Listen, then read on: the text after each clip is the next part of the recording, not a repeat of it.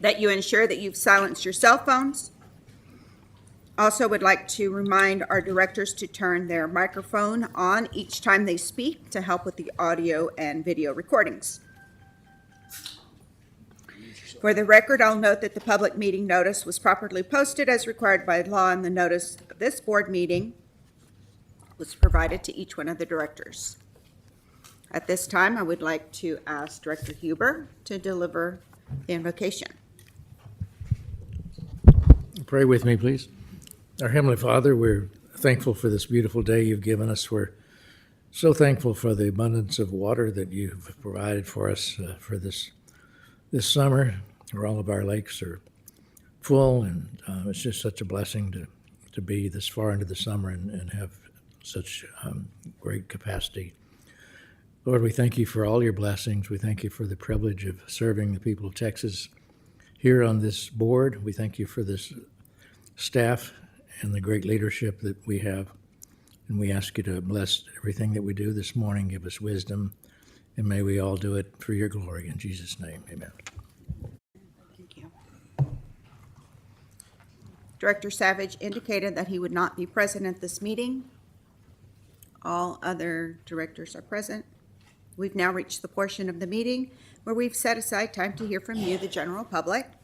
Those interested in providing comments by filling out one of the cards available, the receptionist is right over here, will be called to approach the podium to make your comments at this time. I did not receive any cards, so we will move on to the first agenda item.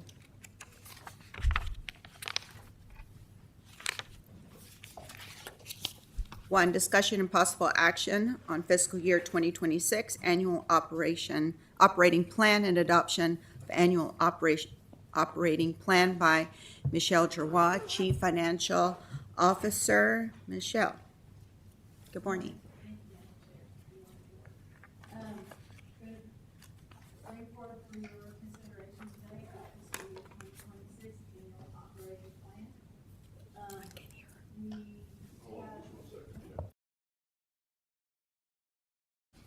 Oh, sorry.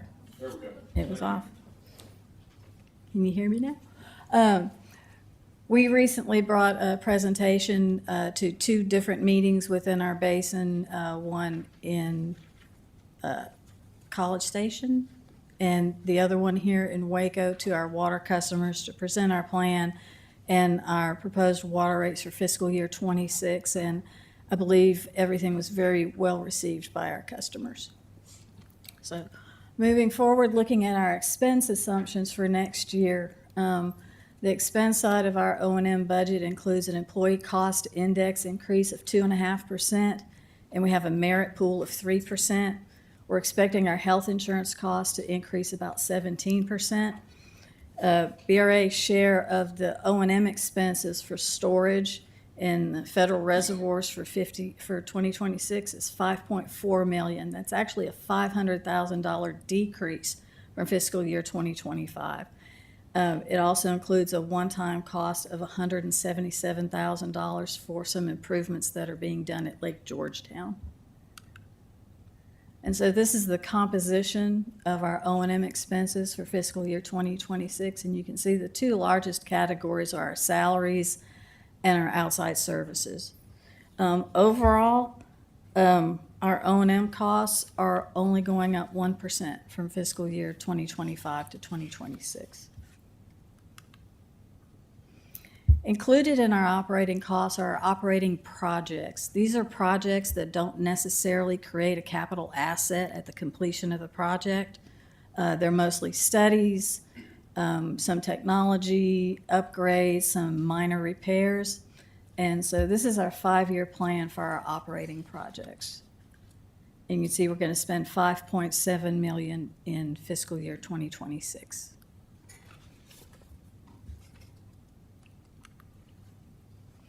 Moving on to the revenue side, for our system rate, we are looking at increasing the rate for fiscal year 2026 to $106 per acre foot. Our non-system rate water sales are expected to stay relatively level with fiscal year '25. Other water supply revenues, interest income is expected to decrease by about $700,000 as we spend down our cash reserves on our capital projects, and we're also expecting interest rates to be lower next year. Treated water sales for our East Williamson County facility are expected to increase by about $588,000 due to increased demand for treated water out of that facility.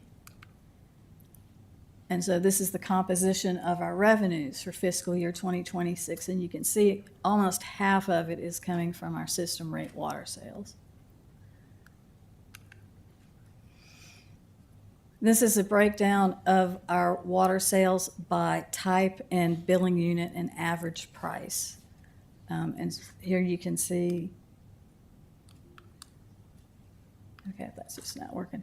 The system rate units at $106 and the ag units at $74.20 per acre foot. No change in units for two-tier or utility water or Colorado Basin water.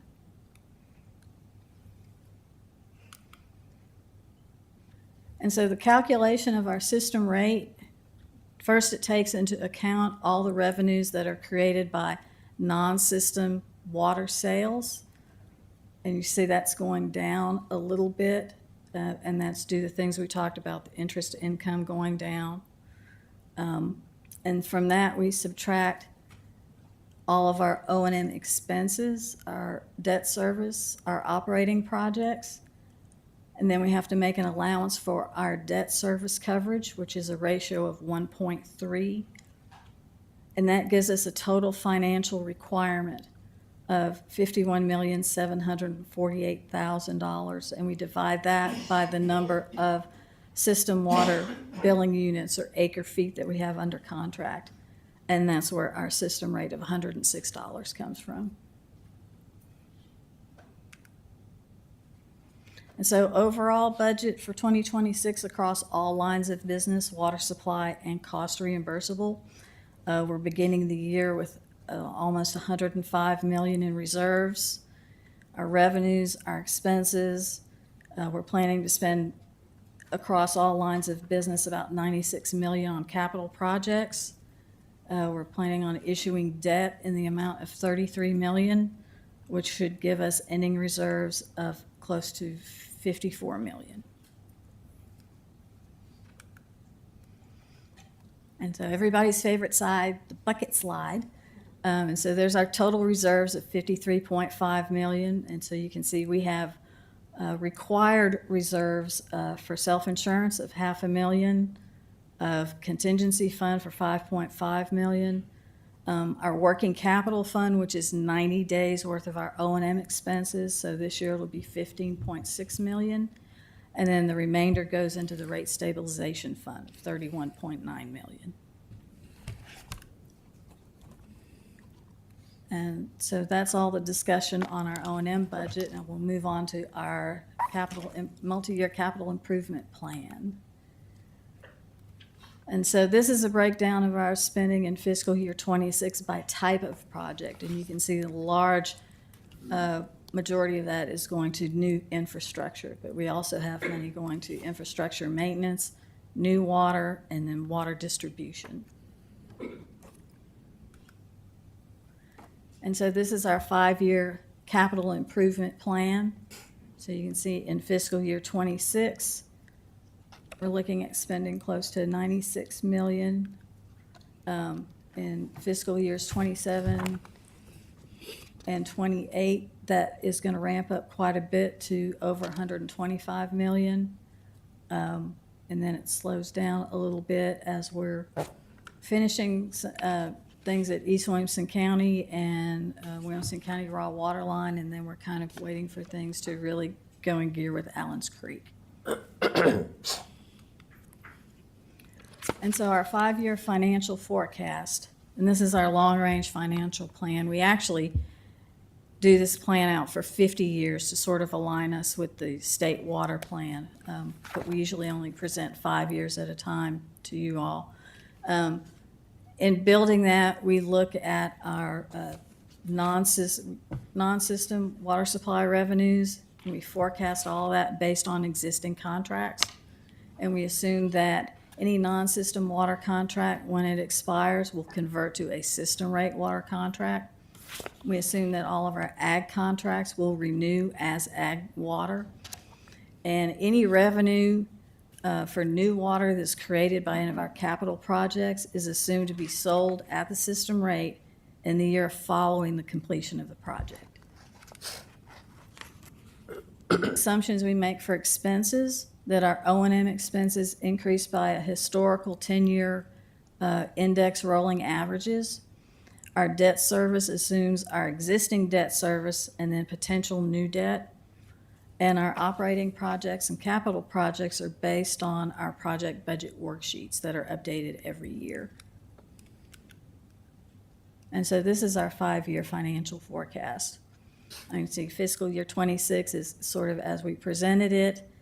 And then each year, our revenues, expenses, capital spending, bond proceeds. You can see in fiscal year 27, issuing perhaps 95 million in bonds, fiscal year 28, 70 million, and so on. And ending reserves that meet all of our reserve requirements. And you can see that 90-day working capital reserve at the bottom. And the reason I can put it there is so you can see that every year as our expenses go up, that 90-day working capital reserve increases. And so that increases the amount of ending reserves we have to have at the end of the year. This is showing that based on our the system rates that we're projecting, that we are meeting our coverage tests and we are meeting our reserve tests for the next 5 years. And this is our system rate forecast with $106 for fiscal year 2026 and increasing between 8 and 9% every year through 2030. Yeah. Does anyone have any questions? On your reserve operating reserve pie you showed, your reserve percentages for bond purposes, what is that? What does a bond, you tell me this every year, but what's the bond requirements for your reserve to be? The debt coverage ratio? Yes, ma'am. Is 1.3. Well, actually, just that you have available cash, that the way a bond company would look at your whole budget and say you gotta have 20% in reserve for bonds that you've issued. Yeah, so it's the bond coverage ratio. It's 1.3%. So we have to generate enough revenue to pay for our bonds 100% and then have an additional 30% cushion to pay for the bond. Now, not all of our bonds are subject to coverage, but the ones that are, we have to have a 1.3. Is that comparable with other river authorities or government? Are we high, or are we right on exactly in the middle, just minimum what they require? No, the minimum that's required in most of the bond covenants is 1.1. The board as Yours a is body 1.3, I elected think, to but- do the 1.3 Yeah, to give us extra coverage, and that definitely helps us with the bond rating with agencies. your rate and stuff like that. So you showed a decrease in interest, but at the same time, as interest goes down, you can refinance the bonds and have possible revenue, or your costs go down with refinancing of old bonds. Are you looking at that also? Absolutely. We're always looking to see if it's advantageous to Okay, thank you. refund. It's a older great bonds. presentation. I like all the details, great information. Thank you very much. Yeah, absolutely. You're welcome. Anyone else? Director Taylor has a question. Okay. No, not a question, just a comment. I reviewed the entire operating plan page by page, and your staff and the people who put that together are absolutely incredible. Thank It's you. easy to understand, it's easy to read, your numbers make sense, your assumptions are conservative. And the printing and the graphics are just exceptional. Good job.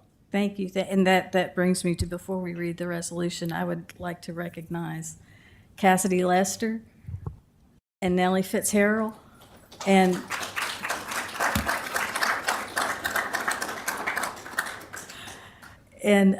putting together the budget is truly an organization-wide exercise. Everybody participates, but these two folks really did the heavy lifting, and they really haven't been in their positions very long, so I really look forward to what they're going to bring next year. No pressure. Well, thank y'all very much for all y'all do to help the team, and please read the resolution. All right. Be it resolved by the Board of Directors of the Brazos River Authority Board that the fiscal year 2026 annual operating plan and multi-year capital improvement plan budget as presented to the board at the July 28, 2025 meeting be approved and adopted, including the following provisions. Be it further resolved that the general manager, CEO, is hereby authorized to make expenditures and enter into contracts for expenditures as listed in the budget in accordance with the Brazos River Authority's General Operations Practices, Policy 2.01, Authority and Responsibilities of the Board of Directors and General Manager, Chief Executive Officer. Be it further resolved that the General Manager, CEO, is hereby authorized to make adjustments in the individual line item amounts of the budget, provided that the total amount expended shall not exceed the total amount authorized for each operating division as follows. Water supply, $75,035,454. Cost reimbursable, $18,562,411. Total operating budget, $93,597,865. Water supply, $91,704,000. Cost reimbursable, $3,978,000. Total capital budget, $95,682,000. Be it further resolved that the board hereby adopts the multi-year capital improvement plan as presented in the budget. Be it further resolved that the board hereby approves and adopts a rate of $106 per acre foot of water annually for fiscal year 2026 for both the system water rate and the interruptible water rate. Be it further resolved that the board hereby approves and adopts a rate of $74.20 per acre foot of water annually for fiscal year 2026 for the agricultural water rate.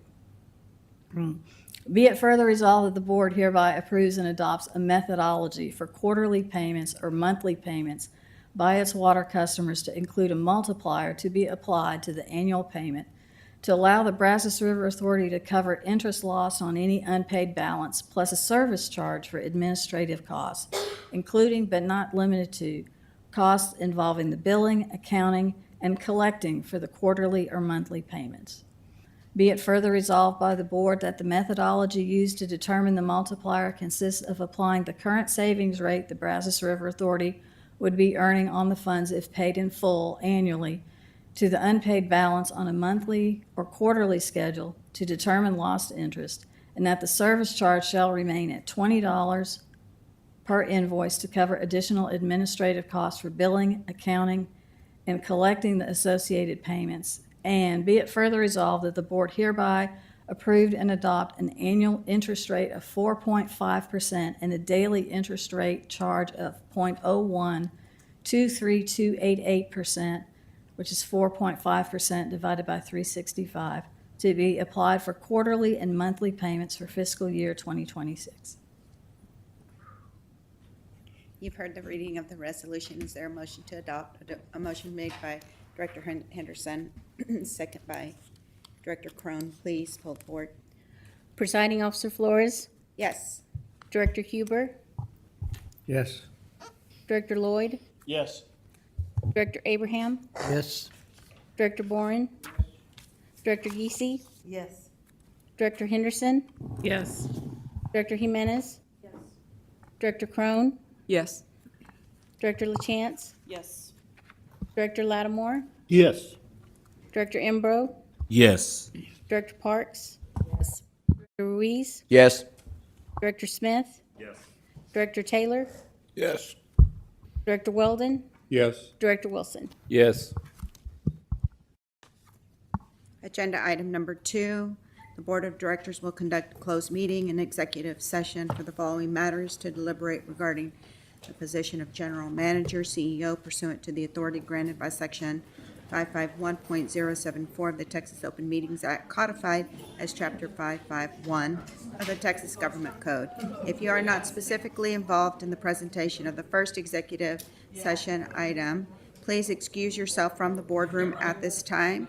With each executive session agenda item, time will be allowed to clear the boardroom and call the next presenter.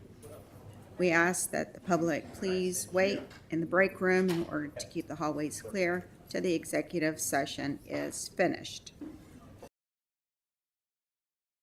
Enter into open session, 11:39 a.m. There is a resolution for us to consider. David, just real quick, we had a lot to say, so my apologies. We talked a long time about you. Thank you so much for all that you do for the BRA. You lead an amazing team. We appreciate all the time and effort that you put into leading the organization. Director Wilson is the chair of the Executive Compensation Committee, and he will sit down one-on-one with you to identify some goals that we have outlined to help continue to move the BRA further. All right? So at this time, there are no other comments from the board. If we can read the resolution.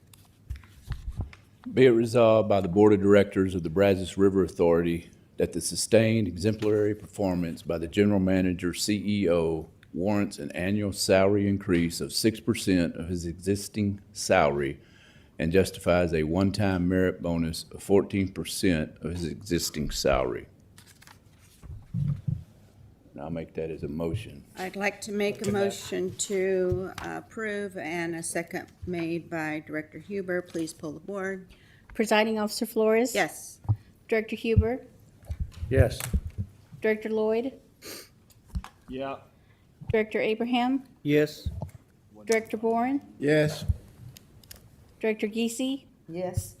Director Henderson. Yes. Director Jimenez. Yes. Director Crone. Yes. Director LaChance. Yes. Director Lattimore. Yes. Director Imbro. Yes. Director Parks. Yes. Director Ruiz. Yes. Director Smith. Yes. Director Taylor. Yes. Director Weldon. Yes. Director Wilson. Yes. Agenda item number 3, discussion and possible action on update on Whitney reallocation by Brad Burnett, Chief Operations Officer. Brad. Yeah, good morning, everyone. This agenda item's kind of got a twofold purpose. First, we're going to update you on the Lake Whitney reallocation study and where we are on that project. We've been working on it now for a couple of years, and we're really in a great position to be in. And we're also going to request approval at the end to continue using Jones and Fortuna for our legal services and strategy associated with that project. And I'm going to invite them up in a second to introduce themselves, but we've got Lewis Jones and John Fortuna and Michael Cresswell over here with us today. Thank you for being here. So some of you saw this at the customer meetings. It'll be a little bit of a repeat for you, but for those of you that didn't, I'm just going to kind of start off by walking through the current storage in Lake Whitney as it exists today. So if you look up there at the top, there's almost 1.4 million acre feet of flood storage between elevation 571 and 533. That's that top blue slice at the top, and that's normally empty. So the Corps likes to keep that empty so that when we have big flood events, they close the gates, catch water, and hold it there until it's safe to release it downstream. Then if you move to the next slice there, if you will, from elevation 533 down to 520, that area is divided between water supply and hydropower. And right now, about 57,000 acre feet of that zone is for water supply and 203,000 acre feet is for hydropower. BRA controls that water supply portion, so that's about 22% of that zone, and then the remaining 78% is controlled by the Southwest Power Administration. And then if you look below that, from elevation 520 down to about 448, that portion of the reservoir is what's referred to as the Powerhead Reserve, and it's essentially reserve storage to provide elevation for efficient generation. So you can see the elevation of the turbine penstock invert there at 475. That's where water flows through the dam and into the turbines. And so you can almost think of that power head reserve as like a water table that's propping up the storage up in the conservation pool that's actually used to run the turbines. It just provides the elevation and the energy potential there. And then there's a very small amount of inactive space at the bottom that you see there below 448. So we started this study, I think, a couple of years ago, and our purpose was to reallocate more storage for water supply.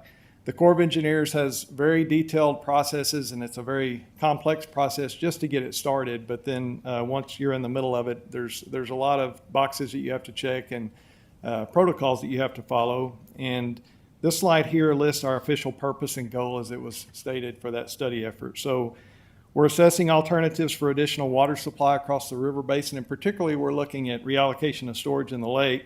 We looked at a number of different alternative ways to do that, and I'll talk a little bit more about that in a minute. But we also had to look at alternatives other than reallocation. If we don't do reallocation, what's the next best alternative out there to have something to compare to?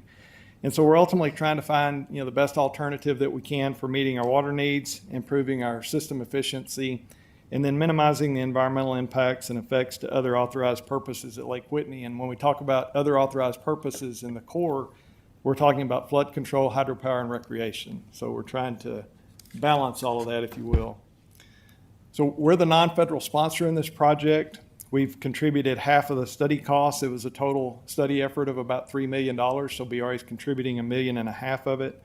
We've had a seat at the table as the study has progressed, and we've been really pleased. The Corps has really done a good job with involving us regularly and listening to our input. They've really done much better with this effort than what we experienced, maybe 10 years ago, 15 years ago with Lake Aquila, and so that's a really good thing for us.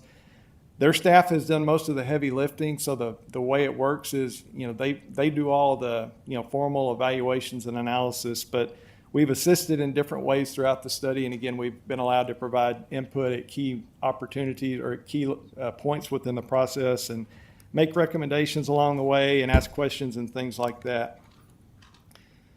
So in terms of the study timeline, we began in 2023, and here you can kind of see a summary of the major efforts that we've been underway over the last year or so, and particularly over the last year, there's been a lot of very detailed work in modeling of various alternatives, looking at different ways to reallocate the reservoir, looking at benefits of those alternatives, how much water are we going to get, what are the impacts to those other authorized purposes, what are the costs, all of those complex variables have been looked at in that analysis. And we went through that process over the last year or so, and it kind of culminated earlier this spring with what is called the tentatively selected plan. So the Corps of Engineers has selected that TSP from among those various alternatives, and now we're at the point where that tentatively selected plan and the draft report is out for public review and comment right now. So going back to this graphic, I showed you what Lake Whitney looks like as it exists today, and this graphic kind of describes what the tentatively selected plan looks like in terms of how much water we're potentially going to gain.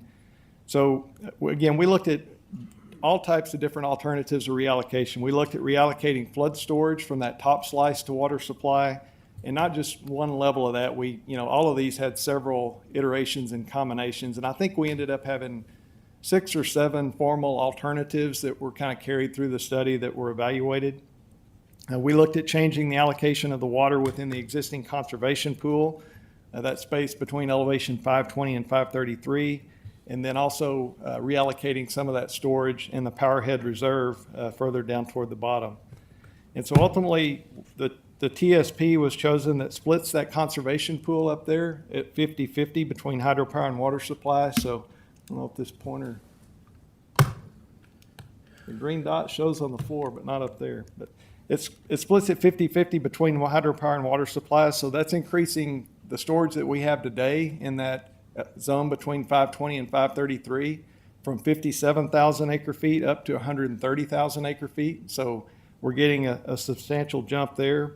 And then it also lowers the top of the power head reserve by about 8 feet down to elevation 512. And that increases our water supply storage by almost 112,000 acre feet. And so when you add those together, we're looking at potentially 184,000 acre feet of additional storage on top of the 57 that we currently have today. And for your perspective, that's about the size of Lake Limestone. That's a substantial volume of water. Now it's storage, so we're not, if we get to the end of this process and we end up getting exactly this, we're not going to be able to contract for all that storage. There's a firm yield that will be associated with it and a water right permit that we'll have to get, but it will be a substantial amount of water, likely between 50 and 100,000 acre feet that we would be able to contract for. So looking forward in terms of timeline here, the draft report and the tentatively selected plan again was released for public comment last Monday on July the 21st. There's a public meeting that's scheduled for August the 14th, and that'll take place in Hillsboro. And right now, the primary study efforts that are going to be going on the rest of the summer and for the rest of this year is basically the Corps' review and response to any comments that they get through this comment period. They've also got a process that they call their agency technical review, where they do some additional internal evaluation and analysis of the report and the TSP within the different levels of the Corps. And then it's going to culminate with what's called a command validation milestone. And this is kind of a new thing with the new administration that's in place now. And basically that's going to include a meeting and a site visit by the headquarters chief of engineers or their delegate or their designee. And most likely it would be the Dallas Division commander of the Corps, I think. And basically, as we understand it, that's kind of to give the TSP a corporate endorsement, if you will, from the Corps, taking it up from the staff level up to the command level and giving them an opportunity to have some influence or input on the plan before it, gets further down the road. So we expect starting next year that the study is going to basically move from the district and division level people up to headquarters. Those people in headquarters have been involved all along, but it's going to go through their formal process for headquarters review in Washington. We're hoping to finish the project by next summer, sometime, this time next summer. And if we're successful, that'll culminate with a chief's report. The chief of engineers will issue a report with the recommended reallocation. And again, we're in a really good spot right now with how things have gone and the amount of water that we're talking about. So I'm going to shift gears here a little bit. That's kind of an update on where we are and how we got to where we are. I'm going to talk a little bit about the process and our involvement with the Corps, a little bit more detail here. So again, the Corps has been managing and conducting the study effort and doing most of the heavy lifting, if you will, but we've had an important role and we've got a very vested interest in the study, obviously, with that potential amount of water that we would end up being able to get out of the project. So we've had quite a bit of staff time devoted to this project over the last couple of years, and particularly in our legal department, Destiny Rauschuber over here has done a lot of work on our behalf. And in our water services department, where's Peyton? Peyton Listenby back there, works for Aaron. He's been our project manager. So both of those folks have kind of coordinated our staff efforts here. Y'all may recall last summer as well that y'all authorized us to enter a contract with Hazen and Sawyer for some modeling support for this effort.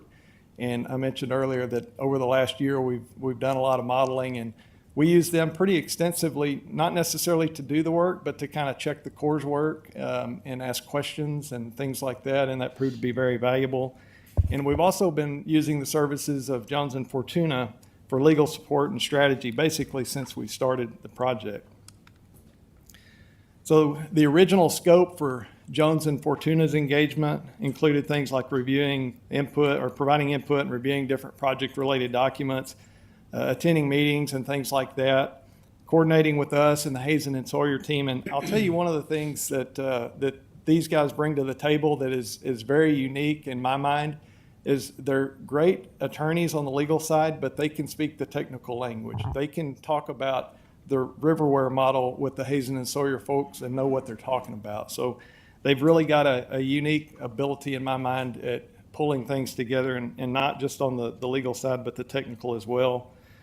They've been all along the process working with our legal department, looking at foreseeing what types of challenges or litigation issues that could arise at the end of this process and trying to position ourselves as best we can to be able to make it through those and just coordinating our legal strategy in general. One of the things that isn't in their existing scope, if you will, is those settlement discussions or any potential litigation that we would enter upon the conclusion of the project. And so that's one of the reasons that we're asking for your approval today for us to be able to continue using them for the remainder of the project. So again, they're going to come up here and speak here in just a second, introduce themselves to you. But we first met these guys 6 or 7 years ago through our association with the National Water Supply Alliance, and really come to realize how good they are at what they do. I know a lot of their other clients across the country and have seen the success that they've had on a number of other reallocation projects, and have heard nothing but outstanding things about the work that these two guys have done for other water providers just like us. And you know, we live in our world here in Texas, but there are others like us across the country that are dealing with a lot of the same challenges that we do. This is just a really brief resume slide here, highlights some of their experience, and I'm not going to read everything, but I am going to read one part of it just to prove that I can. They've been heavily involved in representing Atlanta, Georgia area water providers in the tri-state water wars involving the Apalachicola, Chattahoochee, and Alabama-Coosa, Tallapoosa River basins. So I'm not going to say it 3 times in a row, but I think there was a bet going on if I could say that without messing it up. So we really wouldn't be where we are on this project, and I sincerely mean that. I don't know where we would be, but we wouldn't be in as good of a position as we are today without the help of these guys. And so, Lewis, John, if y'all want to come up here and introduce yourselves.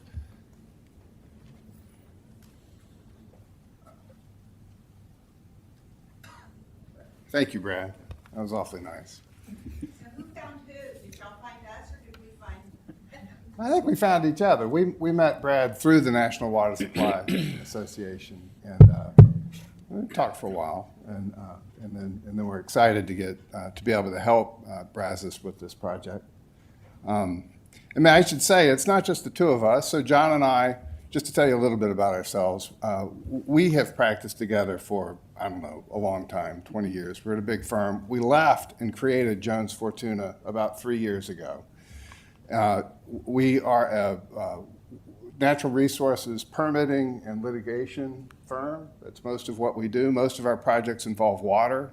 Sometimes it's water supply, sometimes it's wastewater, sometimes it's wetlands.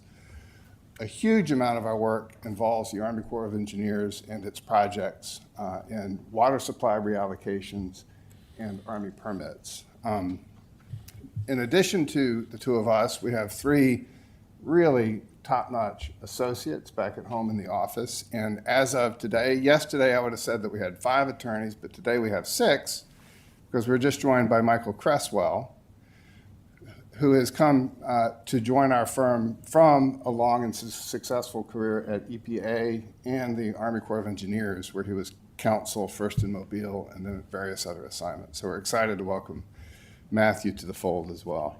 Michael, sorry. Matthew's one of our associates. And you know, we got into this because, as Brad said, through the work in Atlanta.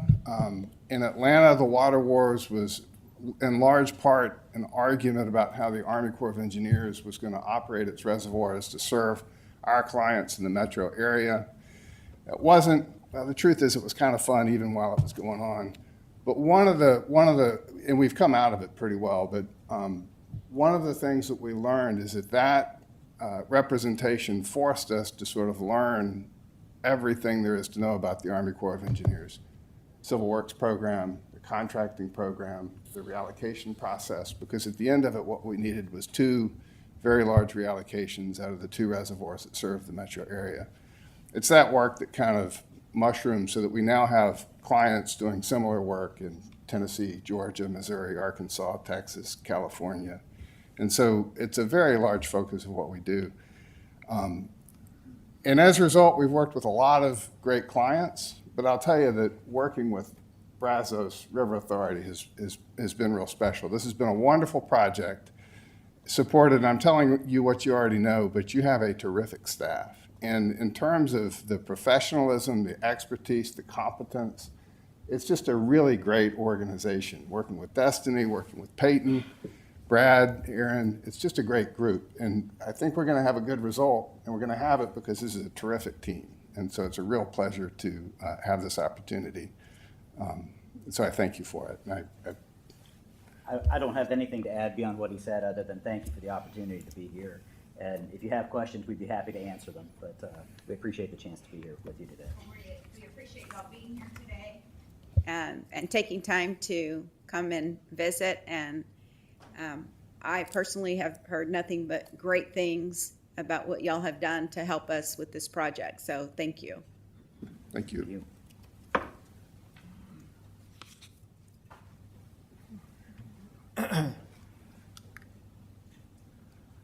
So what we're asking, I've got a resolution on the next slide, but we're basically asking you guys to authorize us to continue to utilize these guys for legal services on this project in an amount not to exceed $500,000. And so that total includes the work that they've already done to date. So that's not on top of what we've already spent. I think we're a little north of 200,000 now. So we feel like this will get us to the finish line, and that's what we're asking authorization for. So I've got a resolution on the next slide. I'd be happy to try to answer any questions.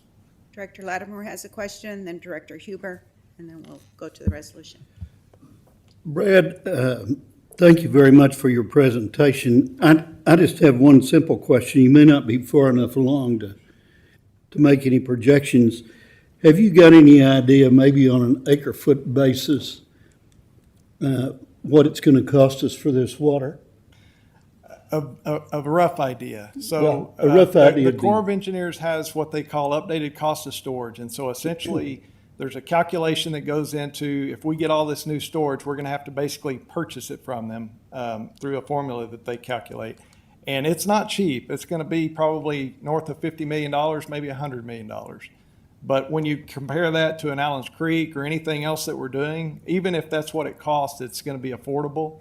And one of the other things that these guys have done, I know particularly with one of the clients, I think it was one of the Georgia area clients. What reservoir was it where y'all had the bill passed to change the way they calculated it? That was at Southwest Missouri. Okay, Southwest Missouri, they did a reallocation study where they ended up reaching a settlement agreement with the power side who was opposed to that project, and ended up getting a discounted rate off of what that cost was, Director Lattimore. But we're guessing it's going to be north of 50 million, maybe 100 million. Can you give us a yardstick? How does that compare to what, for instance, Elms Creek might be? Is it double? Well, we're looking at Allen's Creek with mitigation being in the $1 billion range. So if we get 100,000 here and 100,000 there, this would be 100 million versus $1 billion. Okay. I mean, it could be exponentially less.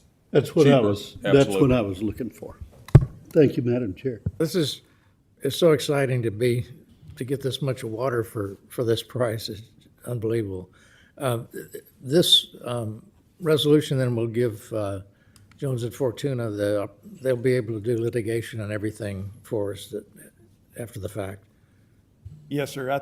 We think this will get us way down the road.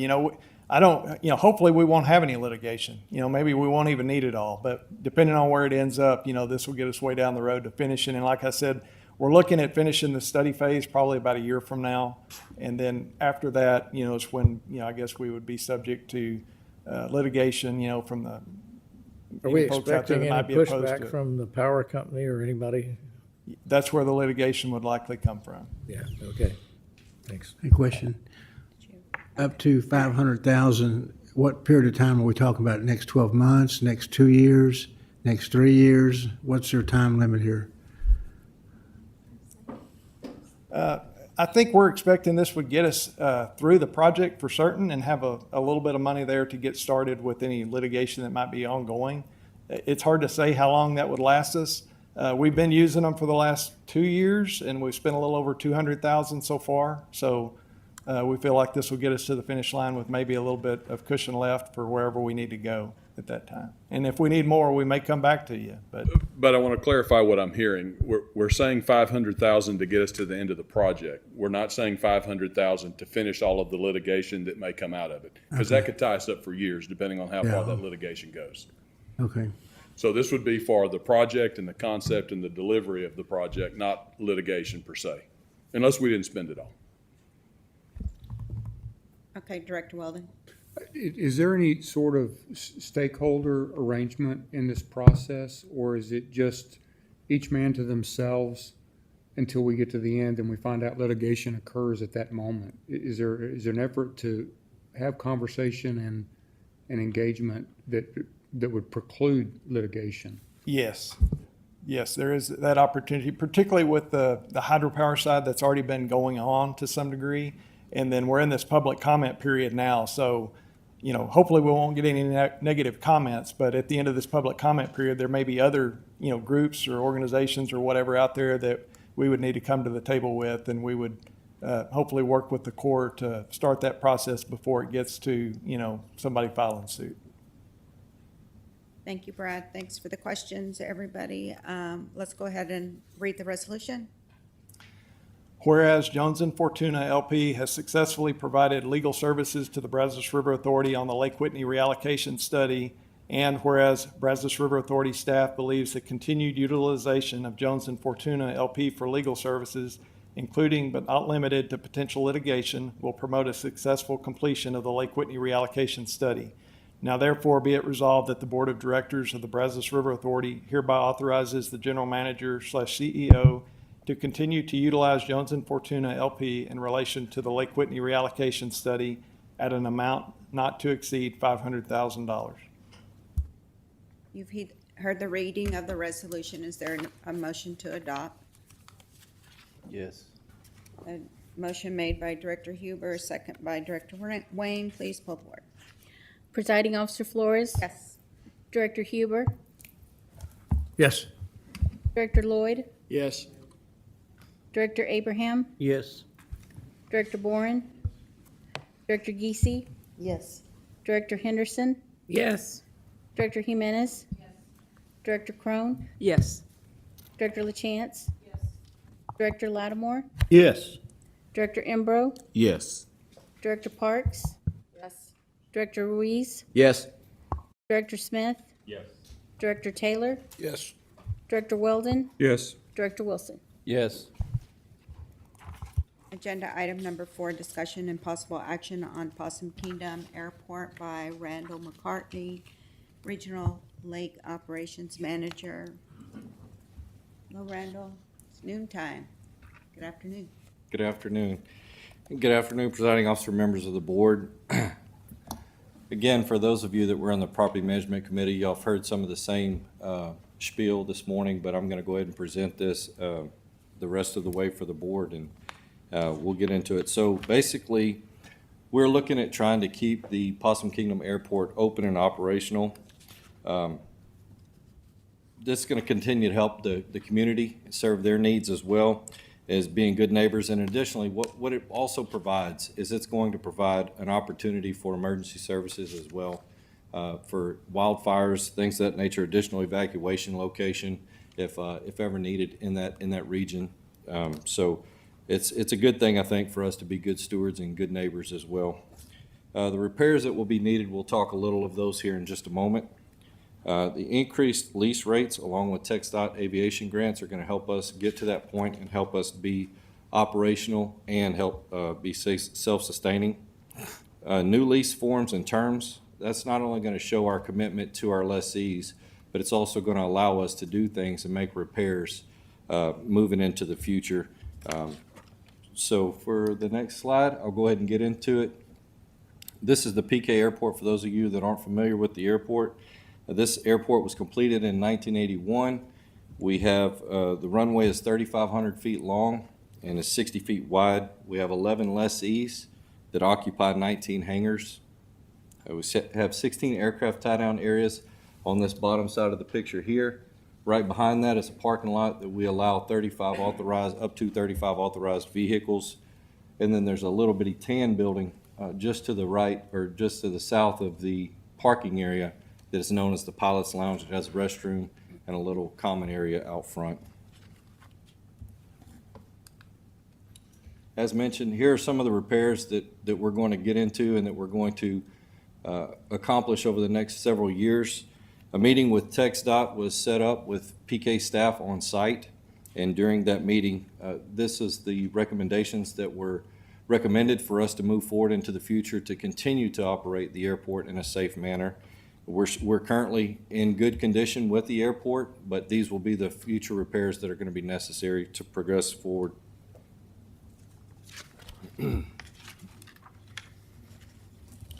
So the lease rates, again, we've talked TxDOT grants. If we obtain a TxDOT grant, those repairs that you just saw on the previous slide, those are going to be approximately about $1.4 million. 90% of that will be covered in TxDOT grants, where the remaining 10% will be what the BRA is on the hook for, roughly $140,000. And the new average rate of $2,400 annually, or 72 cents a square foot, that's over 400% increase from what they currently are being charged. The lease terms and provisions, again, we're looking and proposing a 10-year with a possibility of a 10-year extension. Currently, right now, we're under the new lease agreement and rescinding the 2008 lease moratorium strictly for the PK Airport only. Leases can be extended to a longer term. Again, we have some that are on year to year currently, and by extending that and releasing that will authorize us to go to a 10-year with a 10-year extension. With that being said, I would open it up for any questions or additional thoughts that any additional board members have in reference to the airport. If not, I can read the resolution. Director LaChance is the chair of the Properties Committee. Would you like to do a quick summary on what the committee discussed this morning, and then we'll move to the resolution? Sure. So we've had this on the agenda for some time, and we've talked about the usability of this property. And the last time we had met, we had asked the staff to go back and really look at the lease agreements itself, and then further look at what needed to be done to the airport. We feel that what you'll see in the resolution is basically it's the first step to move further with this piece of property. First, securing some lease agreements with the ability and some flexibility as we need to do further repairs, further improvements possibly, that we have the flexibility to adjust that lease. My understanding is that we could have those leases in place by end of year, first of next year, and be able to secure that, and then start working on the grant and really work on a proposal for the project and a timeline, and then determine if we want to take further steps with this piece of property. I think I covered it. If there's anything else, but the committee is in full agreement that we need to move forward as presented. All right, yes. How heavily used is that airport? During the weekends, it's used quite a bit, but it's utilized for multiple things, not just folks coming and going to the lake, but our local realtors use it. It's just a multitude. Obviously, it's somewhat seasonal, but in the peak is, Memorial Day through Labor Day, but it is used throughout the year, yes, sir. All right, thank you for your question. Please read the resolution. Be it resolved that the Board of Directors of the Brazos River Authority hereby authorizes the General Manager / CEO to enter into a new airport hangar lease agreement at Possum Kingdom Lake, subject to terms and conditions that are in the best interest of the Brazos River Authority. Be it further resolved that the new airport hangar lease agreements shall be for a maximum term of 10 years with an option for a 10-year extension, and shall have an annual increased lease rate of 72 cents per square foot, subject to annual adjustments by the Board of Directors. You've heard the reading of the resolution. Director LaChance has made the motion to accept. Second made by Director Taylor. Please poll the board. Presiding Officer Flores, Yes?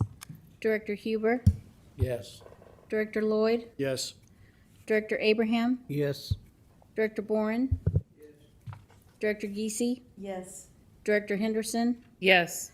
Director Jimenez, Director Crone, Yes. Director LaChance, Yes. Director Lattimore, Yes. Director Embro, Yes.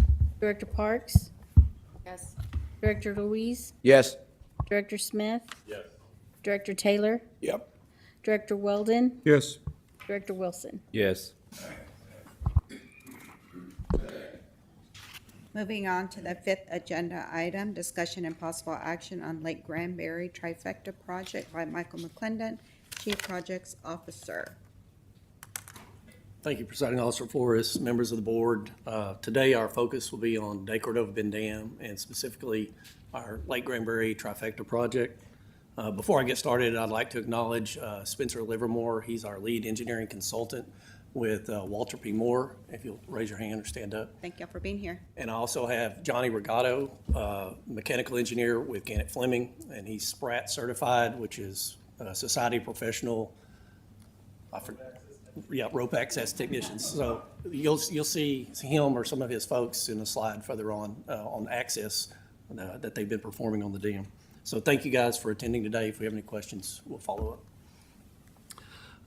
The project that we'll be discussing today aligns with our mission and our strategic plan. It states that we'll ensure the operation and maintenance of our water supply and the associated infrastructure in a safe and responsible manner. The magnitude of this project, the assessment, the time and effort for the assurances that our infrastructure meets or exceeds safe operating conditions has been a substantial endeavor. To move forward and accomplish this effort, the BRA executed a professional service agreement with Walter P. Moore. We issued the notice to proceed in September 2024 to perform a comprehensive examination of specific components related to the dam. During the course of the assessment, and I'll talk about that in a little bit, our consultant identified and recommended additional testing as well as some operational and some maintenance modifications. And I'll talk a little bit more about that as I get through the slides too. This additional testing will help provide additional data and information so that we can make informed decisions on how to move forward with this project. With the presentation, I'll kind of walk through and review the project scope that we started off with Walter P. Moore, and then I'll address some of the reasons why we're recommending this amendment.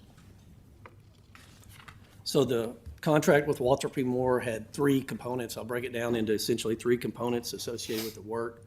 The first one was to determine the best approach to replace the existing trolley carts. I've spoken to the board about that in the past.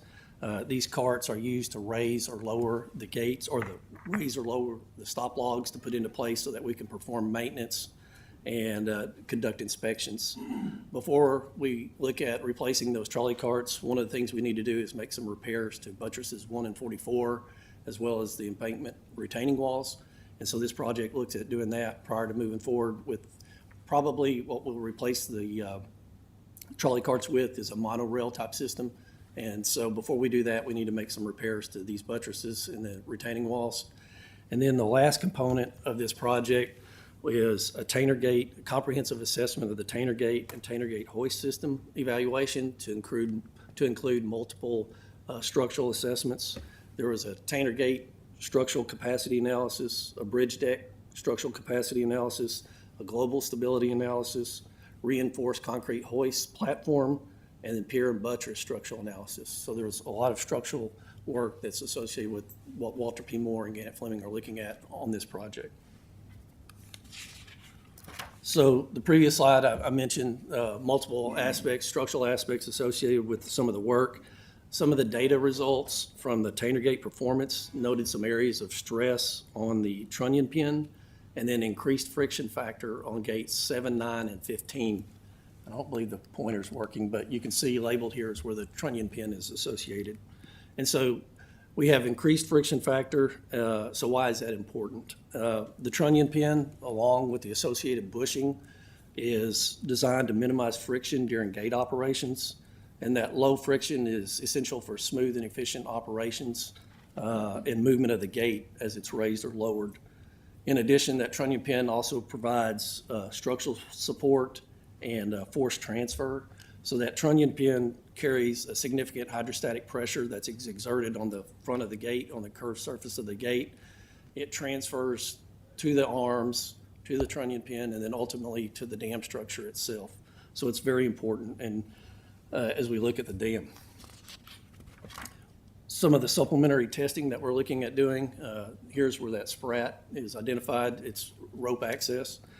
Some of the supplementary testing that we'll be looking at will help provide information and drive some of the recommendations.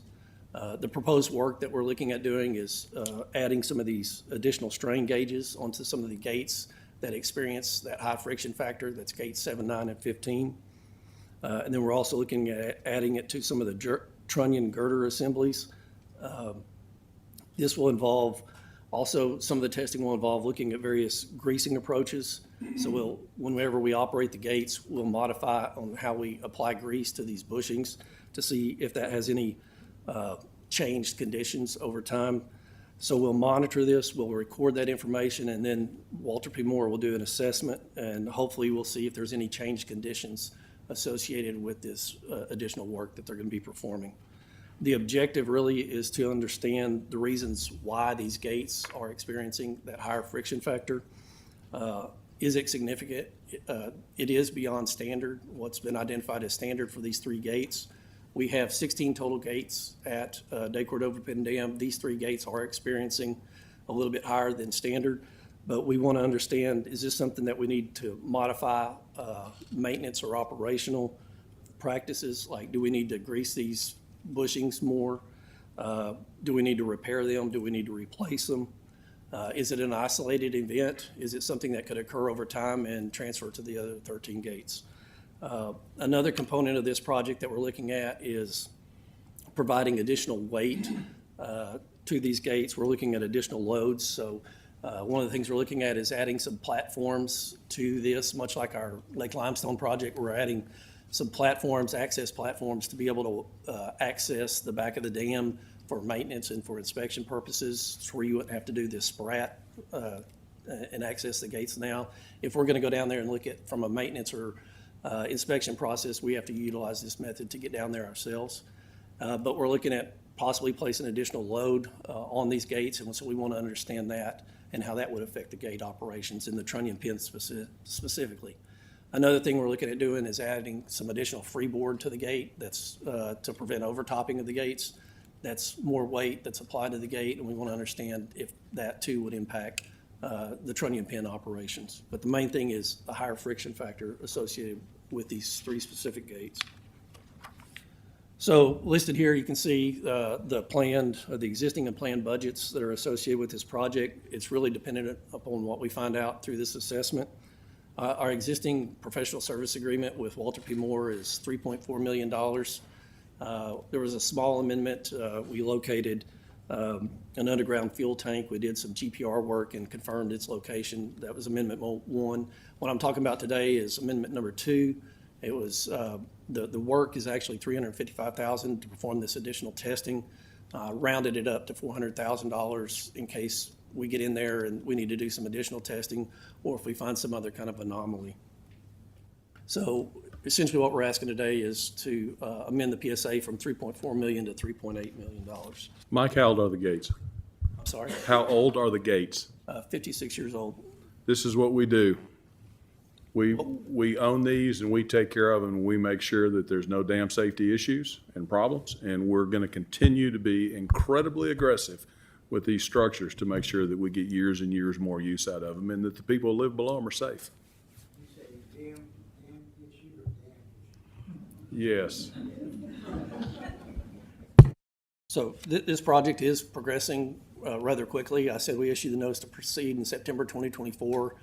We spent $2.8 million out of the 3.4 so far. There is some additional work that we can do this fiscal year, which is up in about a month. Walter P. Moore, Gannett Fleming are willing to go out there, start pretty much if the board approves and passes this resolution, and we can get some more work done.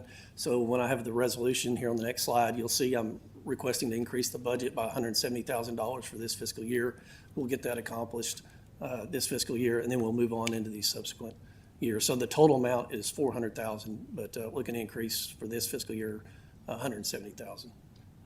I do have the resolution. I can show it to you, but I can also take any questions you might have as well.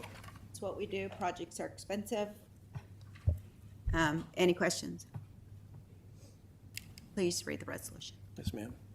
Be it resolved that the Board of Directors of the Brazos River Authority hereby approves and authorizes the General Manager, CEO, to execute an amendment and increase the total not to exceed amount by $400,000 for the Lake Granbury Trifecta Project Professional Services Agreement with Walter P. Moore to perform additional engineering services And be it further resolved that the Board of Directors approves a budget increase of $170,000 for the fiscal year 2025 Lake Grand Break Stop Log Replacement System project from $1,400,000 to $1,570,000. You've heard the reading of the resolution. Is there a motion to adopt? A motion made by Director Crone, a second by Director Huber. Please poll the board. Presiding Officer Flores? Yes. Director Huber? Yes. Director Lloyd? Yes. Director Abraham? Yes. Director Boren? Director Geesey? Yes. Director Henderson? Yes. Director Jimenez? Yes. Director Crone? Yes. Director LaChance? Yes. Director Lattimore? Yes. Director Embro? Yes. Director Parks? Yes. Director Ruiz? Yes. Director Smith? Yes. Director Taylor? Yes. Director Weldon? Yes. Director Wilson? Yes. Agenda item number 6, discussion and possible action on Possum Kingdom Bay 9 transition beam and weir box by Michael McClendon, Chief Projects Officer. Presiding officer, we request to remove this agenda item and deal with this later on in the year. Accepted. Moving on to agenda item number 7, discussion and possible action on Brazos River Authority user fee adjustments by Michelle Giroir, Chief Financial Officer. Thank you, Madam Chair. Good morning, Board. This item is to take a look at some of our, I guess, smaller sources of revenue. We have user fees that we charge certain people for specific services that we provide. Staff has conducted a cost analysis, and an efficiency review for a segment of those fees for fiscal year 2026. And we plan to review the remainder of those fees and provide recommendations as part of the fiscal year 2027 budget process next year. We will, again, evaluate all those user fees at least once every 5 years unless conditions change and we need to bring something back sooner. Each of the user fees that we evaluated, we looked at the average amount of staff time required to provide the service, any other expenses that were incurred, such as postage, invoice stock, things like that. The average cost to provide each service was calculated using fully burdened wage rates for BRA staff and the actual cost of the other expenses that went into that service, such as postage and invoice stock. The recommended adjustments to the user fees are based on a combination of not only the cost analysis, but also efficiencies that are going to be gained by streamlining some of these processes. BRA Special Projects and Strategic Initiatives Department did a process efficiency review of the lakeside water permits, and that process, that was a process that was very cumbersome for the finance department. They conducted multiple meetings with FNA staff.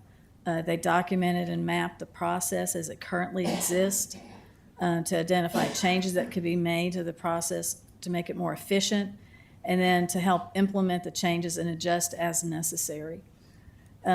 Recommended changes for that process include shortening the process timeline, providing an online application form, charging a fee for mailing certified letters for past due accounts, and increasing the application fees.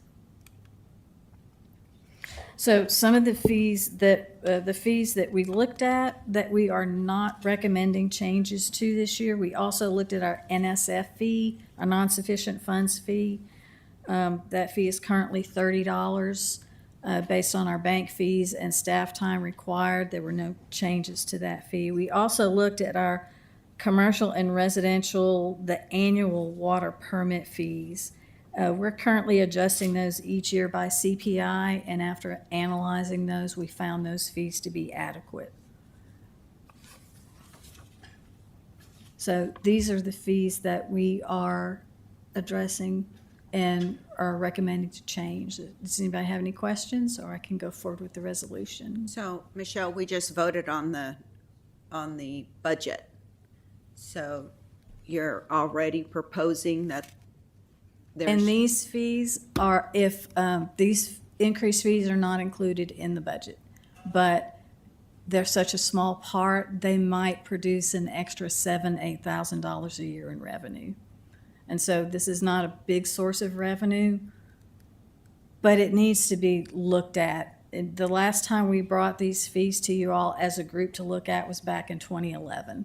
So we feel being fair and making sure that our water supply customers are not subsidizing any of these specific services, that we need to address these fees and reevaluate them every once in a while. Okay, any questions for Michelle?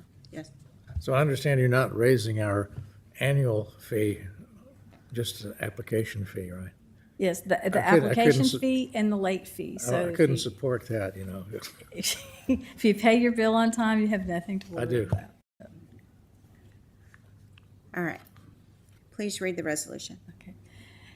Be it resolved by the Board of Directors of the Brazos River Authority that it has reviewed and hereby approves the following user fee adjustments beginning in fiscal year 2026. The water application fee residential will go from $25 to $50. The water permit application fee commercial from $25 to $100. Water permit late fees residential from $25 per permit holder to $50 per permit.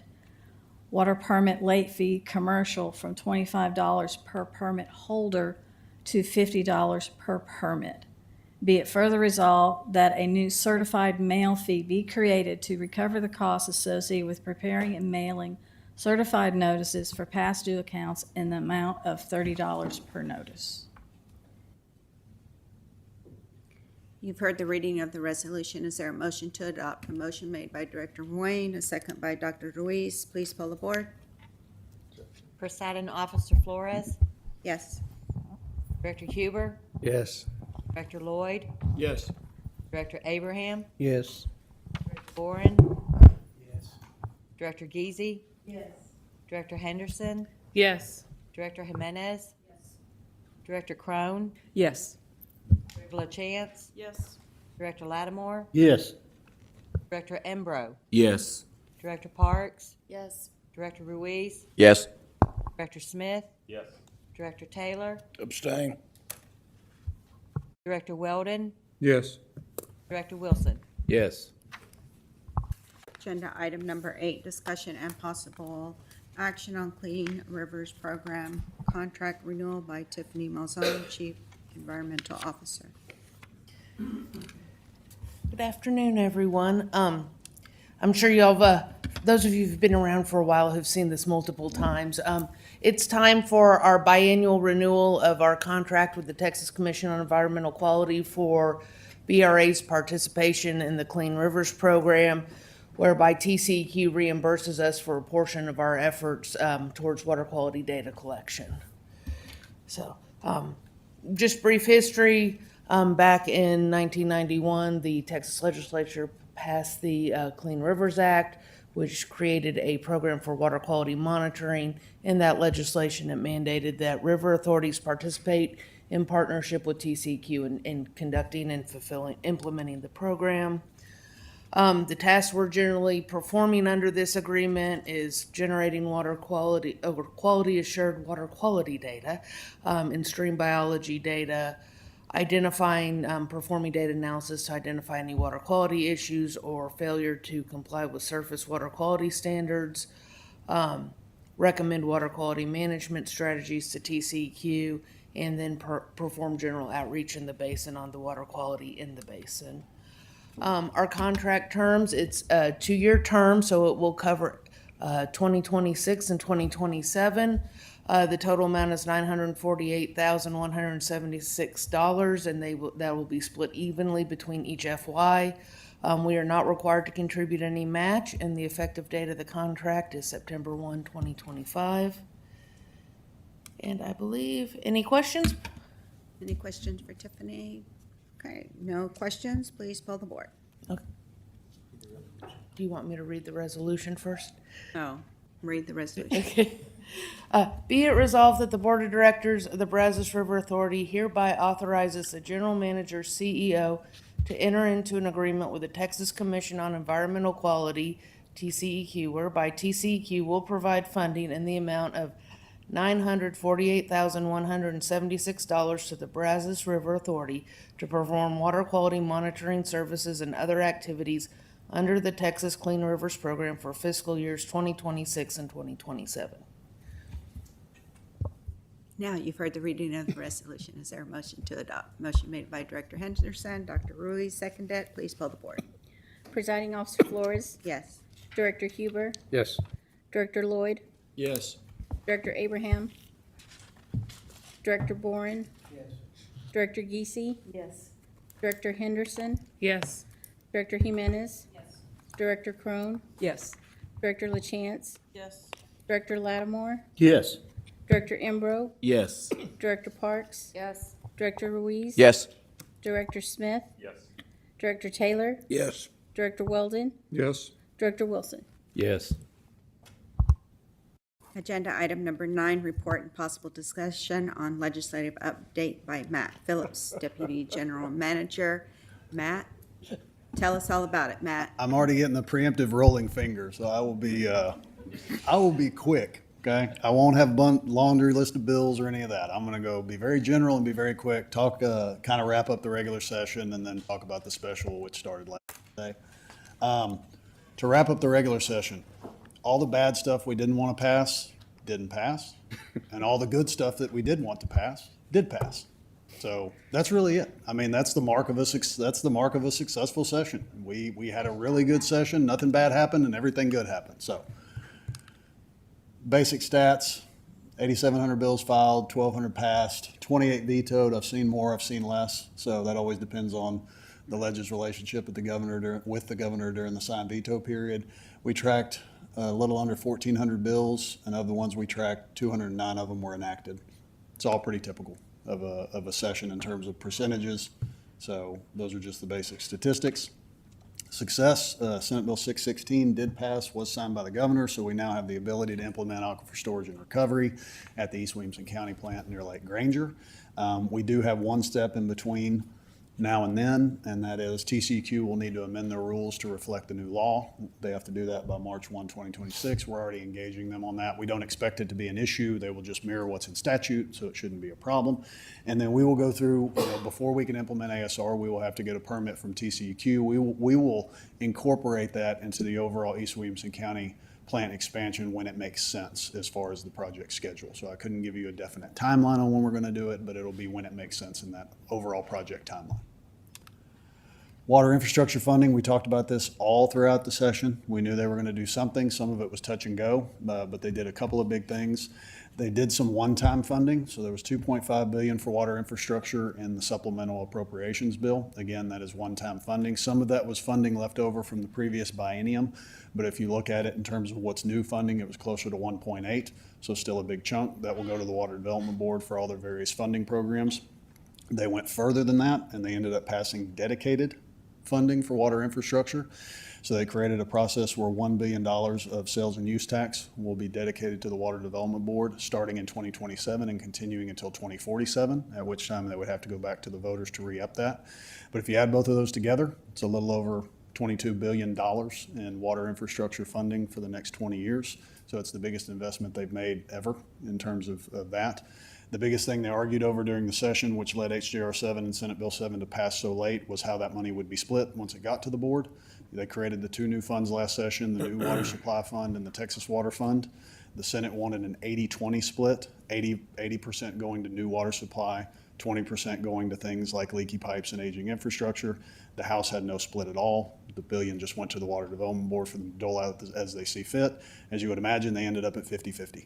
And that's how the funding will be split. 50 to new water, 50 to your more traditional Water Development Board programs. They also added some projects under Senate Bill 7 to what will be included or what could be funded by the new Water Supply Fund. They added reservoirs. Those can be funded under the new Water Supply Fund. However, there are some caveats. You have to own all the property necessary to build the reservoir. You have to have your state water right permit, and you have to have your federal 404 permit before you can seek that funding. They also added reuse to the new Water Supply Fund. And then in your more traditional Development Board programs under the Texas Water Fund, they incorporated the Flood Infrastructure Fund under that, so it will be eligible for some of this $1 billion. So they basically pulled all the Water Development Board funding programs under the umbrella of the Texas Water Fund and the New Water Supply Fund, instead of having ones that were off on their own, subject to continuous appropriations. So they'll be able to get this dedicated funding too. Next step for HJR 7 is to go to the voters in November. Usually these water props pass. I would say generally we expect that HJR 7 will pass. However, there's a lot going on in water right now. There's a lot of controversy going on in water right now, whether that's the transport of groundwater from one area of the state to another, controversial reservoir projects like Marvin Nichols Reservoir. So there's been some initial polling to indicate that it might not be as much of a slam dunk as they usually are. If folks that are against those types of projects think that funding will be used for those, I could see people voting no in the ballot box, but we'll see where it goes. I do expect they'll pass, maybe just not as much by a wide margin as they usually do.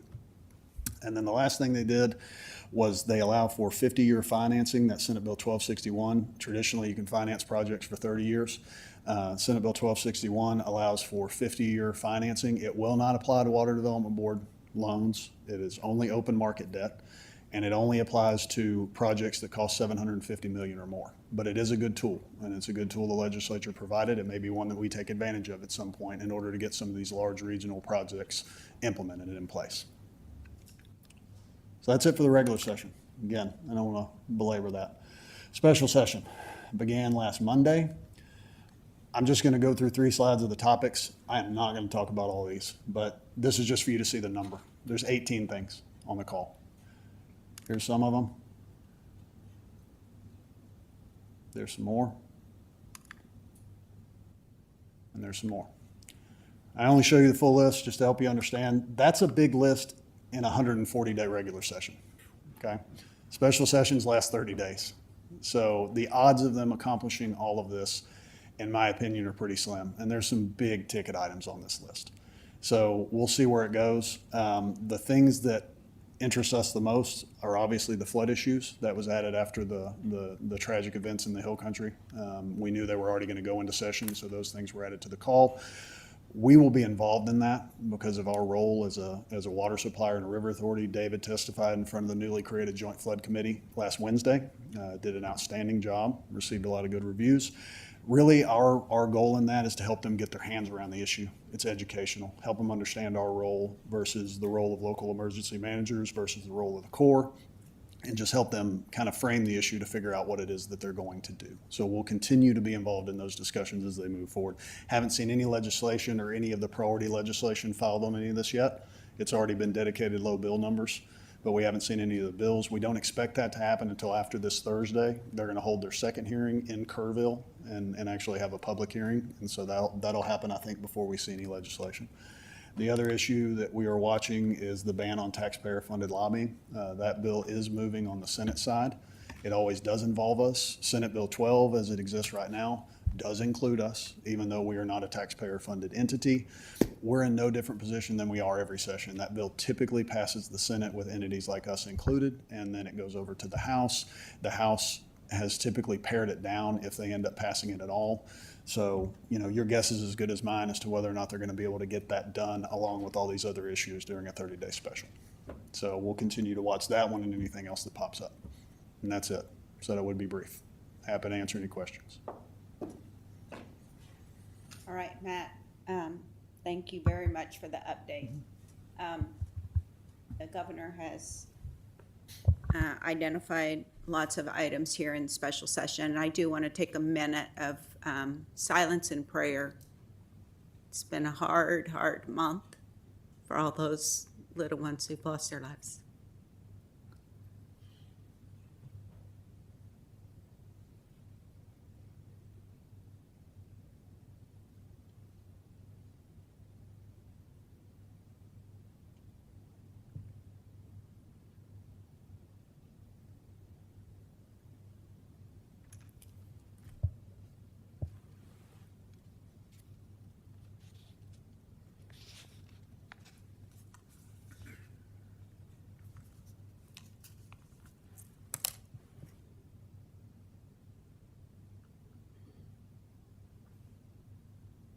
Thank y'all.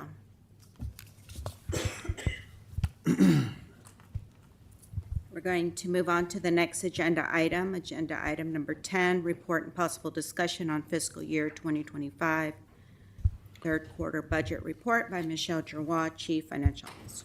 Presiding officer, this is in your book. If you have any questions, would be more than willing to address them.